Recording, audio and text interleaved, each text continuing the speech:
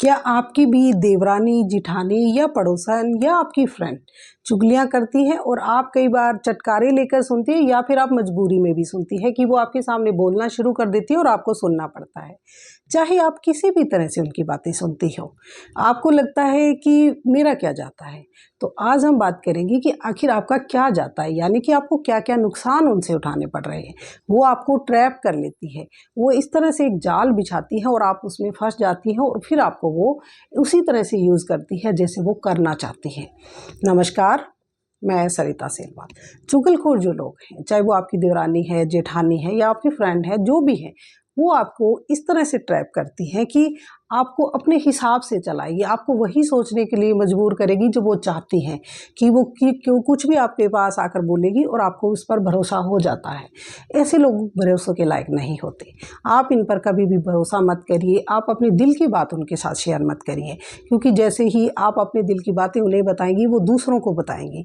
या आपके लाइफ के जो प्लान्स होते हैं कि आप क्या करने वाली हैं, जैसे आप कोई घर में छोटा मोटा बिजनेस शुरू कर रही हैं, आप जॉब के लिए तैयारी कर रही हैं, तो वो कहेंगी कि नहीं, तुम ऐसा मत करो, तुम नहीं कर सकती, तुम्हारे पास टाइम नहीं है, या उसके नुकसान आपको गिनाना शुरू कर देगी और इस तरह से आपको डीमोटिवेट करके वो प्लान आपके दिमाग से निकाल देगी। और दूसरा कि ये जो लोग हैं वो बहुत ही नेगेटिव लोग होते हैं, बहुत ही नेगेटिविटी फैलाते हैं। जब भी वो आपके पास आएगी, आपको कहेगी कि तुम्हारी ननद ऐसे बात कर रही थी, जेठानी ऐसे बात कर रही थी, या फिर आपकी जेठानी जो है वो कहेगी देखो ननद जो है वो तुम्हारे बारे में ये कह रही थी, या फिर तो सास है वो ऐसे कह रही थी। तो इस तरह से आपका जो बुरा लगता है आपको, और आपको लगता है कि मुझे जाकर पूछना चाहिए कि उन्होंने ऐसा क्यों कहा, लेकिन आप पूछ नहीं सकती, क्योंकि वो सबसे बड़ी मार यही करती है कि वो कहेंगी कि नहीं, पूछना नहीं है, नहीं तो मेरा नाम आ जाएगा। और वो इसी शर्त पर आपको बात बताएगी कि मैं एक शर्त पे बात बताऊंगी कि तुम आगे नहीं पूछोगी, और इस तरह से आप पूछ नहीं पाती, और वो साल दर साल कई बार आपके मन में वो बात रहती है और आप पूछ नहीं सकते। और सेम बात वो अगले इंसान को भी कहती है, जैसे आपकी ननद या सास हैं कि आपने उससे पूछना नहीं, और वो भी आपसे पूछती नहीं। आप जब बात को क्लियर नहीं करते तो गलतफहमियां बढ़ती हैं, और जिस तरह से ये गलतफहमियां बढ़ती हैं तो फिर रिश्ते खराब होते हैं। तो वो जानबूझकर भी ऐसे रिश्ते खराब करती हैं, क्योंकि जो जेठानी है वो घर में पहले से होती है और उसको पता है कि कौन सा इंसान किस तरह का है, तो वो आपको गलत बताएगी उसके बारे में कि ये बहुत बुरी है, ये ऐसे है, और आप उनकी बात पर जजमेंटल होकर विश्वास भी कर लेते हैं कि हाँ ये कह रही है तो सही ही होगा। लेकिन वो औरत जो है वो आपको इसलिए ऐसा कह रही है कि वो चाहती ही नहीं है कि आपकी एक अच्छी इमेज फैमिली में बने, वो आपको नीचे गिराना चाहती है। उन्हें खुद में कोई सी क्वालिटी नहीं है कि वो खुद से ऊंचा उठ सके, इसीलिए वो दूसरे को नीचे गिराकर खुद को ऊपर उठा रही है, क्योंकि उसमें खुद को कुछ भी नहीं आता है, यानी कि घर के काम अच्छे नहीं आते हैं, कोई भी क्वालिटी नहीं है, या फिर वो अच्छी पढ़ाई लिखाई उसने नहीं करी है। जब आप ज़्यादा एजुकेट होती हैं अपनी जेठानी से या देवरानी से, तो उसके अंदर एक जलन आ जाती है, या जॉब करती हैं तो वो सोचती है कि मैं इसको किस तरह से नीचे लेकर आऊँ, और वो इस कोशिश में ही सब लोगों को आपकी बुराइयां करती है और नीचे ले आती हैं।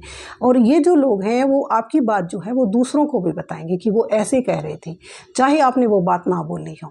इसीलिए इनसे दूर रहना ज़्यादा ज़रूरी है, कि दूसरे को भी पता है कि हाँ ये बातें तो करती है तो उसने कहा होगा। अगर आप उससे बातें ना करती होती तो दूसरे कहते कि नहीं, कैसे कहा होगा, वो तो तुमसे बात ही नहीं करती या बहुत कम मिलती जुलती है।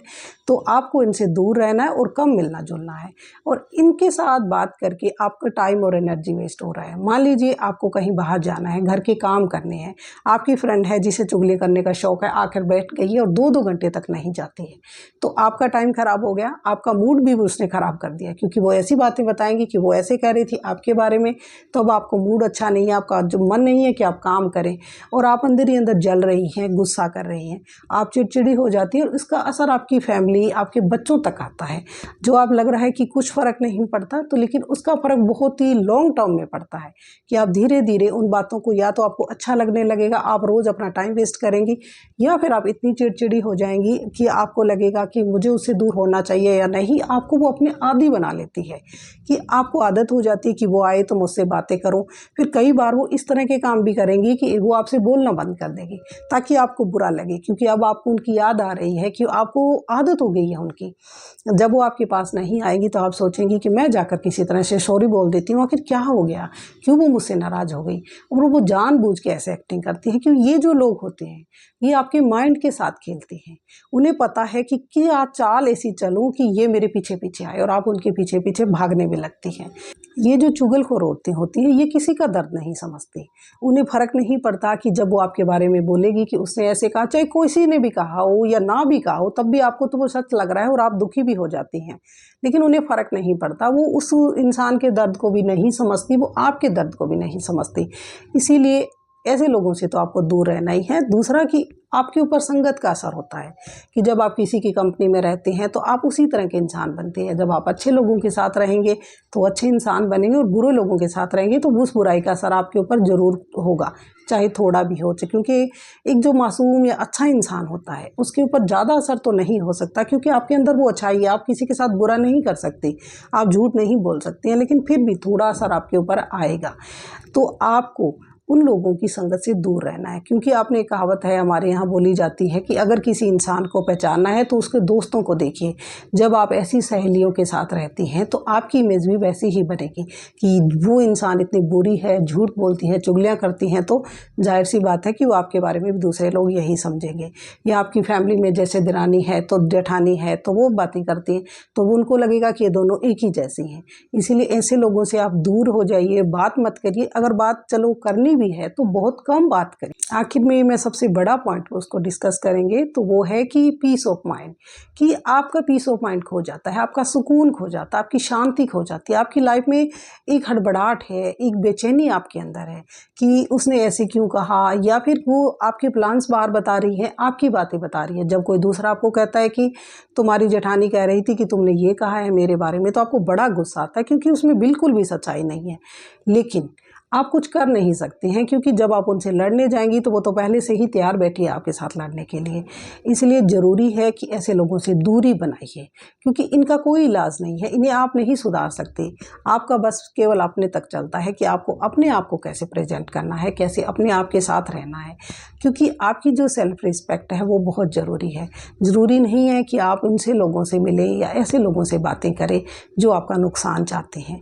ज़्यादा ज़रूरी है कि उस टाइम पास को छोड़कर आपको अपनी लाइफ पर ध्यान देना है, ऐसे लोगों से दूर हो जाना है।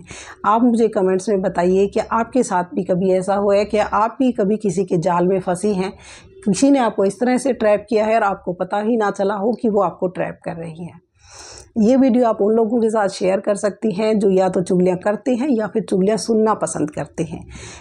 अब मैं मिलूँगी आपको अगले वीडियो में, तब तक के लिए बाय एंड टेक केयर।